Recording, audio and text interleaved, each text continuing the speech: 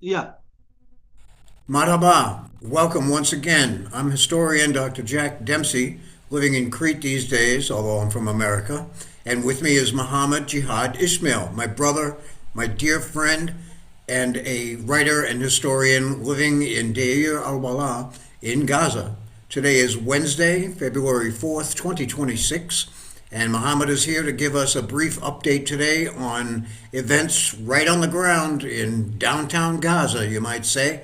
I don't think you get reports like this every day, and I certainly don't see native existing Palestinians from Gaza on all the podcasts. So, although humble as we are, we do our best to bring you updates about what is happening in Gaza, and it isn't good. It's never good.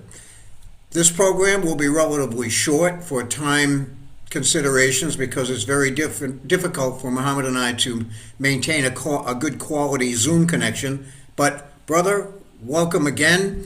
And how are you? And how is the family? And what is your latest news from Deir al-Balah and Gaza this week? What would you like to talk about, brother?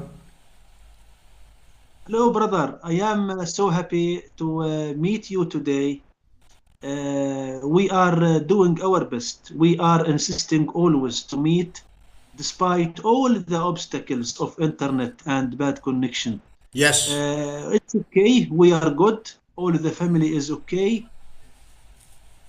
Sit here in my surrounding is not good. Maybe global media doesn't report about our situation. Maybe now all the eyes are looking towards Iran, talking about Iran and other issues in the Middle East. Maybe no one is talking frankly about the situation in Gaza. I think so many people around the world are believing that Gaza war is over and finished. Actually, this is not true. War is continuous. Every day we have airstrikes, we have artillery shelling, we have casualties, killed and injured people.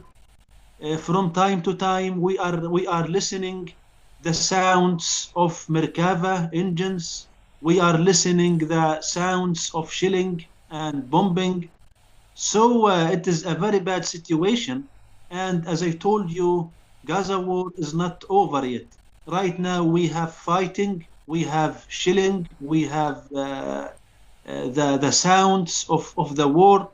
So right now, we still live in this. Uh, Yes, and the only thing I have seen reported on without much focus is that more than 500 Palestinians have been killed in Gaza since the so called ceasefire began in October. It was never a ceasefire because the fire never ceased. Also, Mohammed, let me ask you right up quickly because I have yet to hear this. You had a unexploded artillery shell that fell in the yard next to your house. Have they been able to come and remove that shell yet, brother? There's a picture of it on our blog at WordPress, Jack Dempsey WordPress, Jack Dempsey writer.wordpress.com, jackdempseywriter.wordpress.com, and you will see a photograph of the sizable artillery shell that's lying or that was lying in Muhammad's yard. Muhammad, have you been able to get anybody to come and take it away yet? yeah, unfortunately, brother, right now the shell is lying on the sand of our yard. Right now, we are doing our best to contact so many organizations, just asking their help because Yes, this shell, the existence of this shell close to our house, it is so risky and so dangerous yes, for us. Yeah, right now I am imposing a curfew over my children. I am stopping their movement outside of the house because I am afraid that maybe in any moment that's this right. shell is going to explode. Yeah, That's yeah. right. I think it is so dangerous. And Yeah. this is Right 2 weeks now. This is two now, weeks that it's been there, Mohammed, and you have been unable to remove it in any way because, as you explained, the Israelis will not let the humanitarian people come in. They're experts. Hamas wants to take the shell and create a new weapon out of it. So the shell lies there between these forces, and your whole family and your house are in constant danger from this. yeah, 2 weeks. exactly. Exactly. That's the best description for our case. Unfortunately, we are paying the price. Me and my children and my family are paying the price. Right now, this shell is lying in front of our door, and we cannot do anything because, unfortunately, both sides are hindering the work of the UN Mass. UN Mass is the international organization which is working these days on the removal of such unexploded shells. Both of Israel and Hamas are hindering and sabotaging the work of this organization. Yes, and I would say to our audience, Mohammed, again, if you want to see this shell, besides other pictures of how Mohammed is living right now, go to Jack Dempsey Writer at WordPress.com. That is Mohammed's and my shared website to tell the news from Gaza. There are many, many pages about their life there, and the house has already been extensively damaged from various shootings, shellings, battles going on around there over the many months of this horrible situation. I won't even call it a war because it's not. It's mass murder in a different way. So, Mohammed, you look out the window and there is the shell. Everybody is terrified of it. You have to go out to get water once or twice a week. And you told me last time that as you were walking along the street in Balah to get water, a Merkava Israeli tank suddenly appeared and fired 2 shells, and you had to dive down and get flat on the ground to avoid the shrapnel, to avoid being killed. I don't understand how other people around the world can even imagine your situation, brother. Yeah, brother. Yeah, it was so shocking. And the paint of Merkava is so similar to the color of the sand and the color of the bushes, you know. I didn't see the Merkava because, you know, it was disguising inside the sand and inside the hills. So it was shocking for me. Merkava was only a few dozens of meters away from me. They used to shoot so many shots, and I used to lay on the ground because you know it's so dangerous for Yes, me and to. you meant to, what you were saying was that the tank was camouflaged. It is painted to look like the color of the sand and the color of whatever bushes there may be left, so you may not even see it before it fires at you. Exactly. It was shocking to me to see suddenly this Merkava. And fortunately, I survived. I survived. And there are also the tents there in Balah. There are also thousands of tents, plastic sheet tents, where refugees from other parts of Gaza have come to the Balah area for refuge, brother. So what is it like there? It must be very crowded. It must be a lot of competition for food supplies, medicine, water. Tell us about conditions there in Balah this week. What is happening?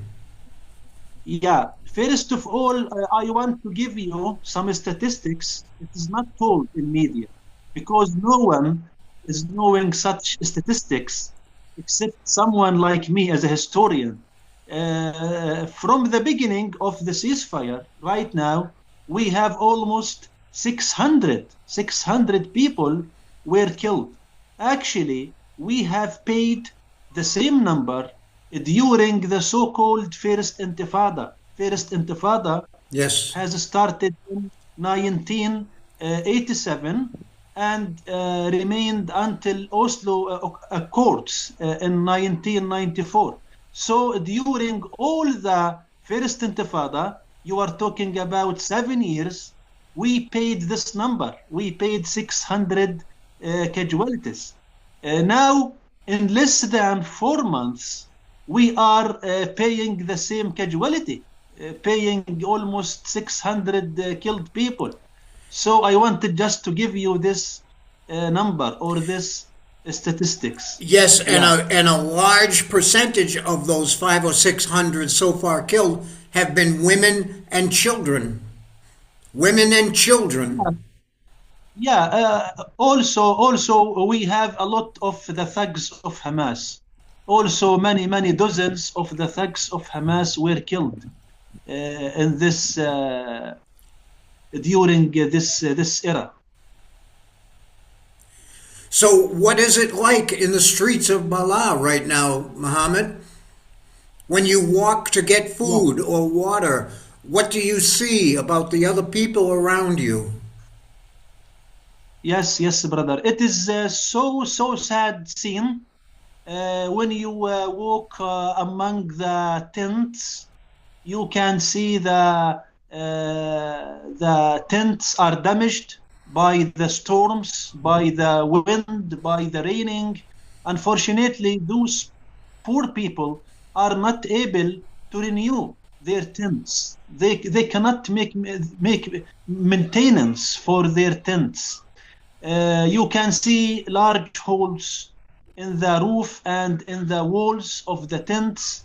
You can listen the screaming, the crying of the children, of the infants who are looking for food, for milk formula, people who are searching for medicine. It is very bad situation. It is very awful scene. That's why I cannot walk a lot in the streets among the tents, except my journey to bring water. Yeah, because when I walk among the tents, I feel a lot of pain inside my chest. Of course, of course. And what are the people saying, Muhammad? Where do people think that the circumstances are? What kind of expectation do they have about tomorrow and about the possibility of a stop to the fighting, or what are they thinking about? Unfortunately, you can say that vast majority of the people are originally psychologically sick. They are not psychologically fit. A lot of people are in mass need to have some psychological treatment. Most of Gaza people are suffering from depression, from frustration. The thoughts of suicide are wandering at the minds of a big number of people. They are thinking to get rid of this painful life, to search for some rest in the afterlife. So most of the people are suffering psychologically. Yeah, I think almost all the people are suffering from psychological disorders. Yeah. So those people are always expecting the worst. Unfortunately, they are not seeing any hope, any goodness in the horizon. So what you expect? Those people, of course, are not going to expect any good thing, but they are going to expect the worst. And another report, Muhammad, I saw relates to you in this way. You and your family have democratically decided that you want to emigrate, to go to another country, to try to build a life that is a real life, instead of the horrible place where you are. Now, the key to that situation is the gate at Rafah, at the southwestern tip of the Gaza territory, the gate into Egypt. And so far, the gate has been open for about 1 week. The Israelis said that they would be able to bring through injured people, sick people in ambulances that have been carefully checked and so forth through the Rafah gate into Egypt to get medical care. But they are only letting, actually, about 5 ambulances every day. So it seems as though at some later date there might be a chance for you and the family to walk to Rafah and to walk out into Egypt. How do you think about that situation, brother? Yes, yes, brother. Yeah, the issue of Rafah crossing is so sad story. It is so sad story. Israelis uh, have uh, have permitted almost 150 passengers Since it's been to open. pass daily. Yeah, Yes. to pass daily through the crossing. But Israel is always putting the obstacles. Always they are making sabotage for such humanitarian issues. Of course, they are not respecting their promise. They are not letting this number to move or to pass. And I expect in the coming days they are going to close uh, the crossing. Yes. It will be according to their mood. Today I want the border to be opened, I will open it. But tomorrow I want to close it, I will close it. It will be according to their mood. It is so silly issue. Yeah. Of And course, according to this number, of course, this number is not helpful. This rate of movement for passengers, of course, it is not helpful for the people of Gaza, because right now we have almost 50,000 injured and sick person who is looking to go abroad to have some medical treatment. So according to this very few rate, we will need so many years just to let the sick people exit. yes, and it's no surprise that the Israelis have not kept their promises because they never do. But for you to use the word silly in the operation of the Rafah crossing is doubly tragic because actually it is cruel. It is only cruelty. They know these people are suffering, their lives are in danger because of wounds and illness, and they are making it even more difficult for them to escape, as if to say, here might be some safety, come over this way, and then they close it. It is so Yeah, cruel. yeah, yes, brother. It is so cruel, and unfortunately, they are lacking any sense of humanity. It is so brutal. It is so painful. Here in Gaza, we have thousands of people also who are looking to go abroad to have the radio therapy for the cancer. Yes, Here in Gaza, we have incomplete treatment for of cancer. course. All You the need to go hospitals have been abroad bombed. yeah, you need to go abroad in order to continue the journey of your treatment. So those people are in silence. Yes. I'm sorry, ladies and gentlemen, that sometimes Muhammad's audio cuts out. It's a factor always there when we try to communicate for whatever reason. The Israelis or Hamas themselves or the Americans or who knows what like to interfere with our signal, which is completely normal and intelligible in any other circumstance when I use this device. So, Mohammed, as our time goes for today, what else would you most like to report from Gaza, brother?